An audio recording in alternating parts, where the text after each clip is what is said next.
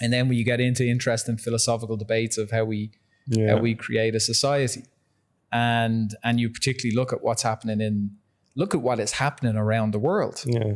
You know, you have a geopolitical recession with what is happening with Russia that is winning a war in Ukraine. You have the tragic events that are happening in Gaza. Yeah.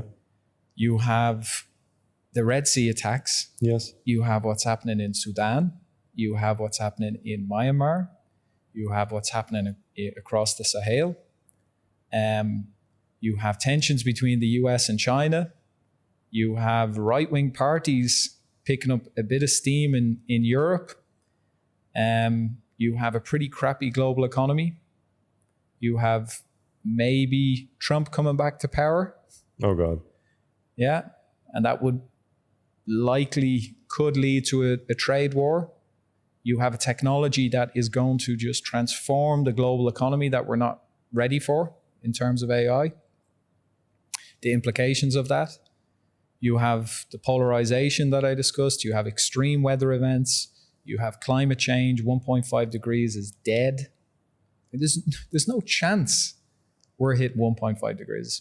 We're likely won't even hit 2. And that's all on the shoulders of leaders, obviously, especially if they're multinationals, but you have a fracturing of multilateralism at the same time. Yeah. You know, I was given a talk the other night, and the Irish Minister for Enterprise and Trade was in the audience, and he was also speaking. And I gave my talk, and I was talking about the direction of the world and where it was going. I was talking about a lot of these points. And then afterwards, he went up on the stage, and people were asking him, you know, what do you think of what Trevor was saying?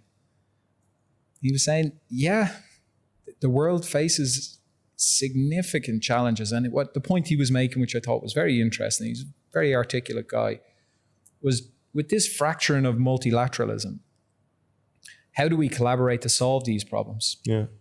Because we are living in a poly-crisis environment.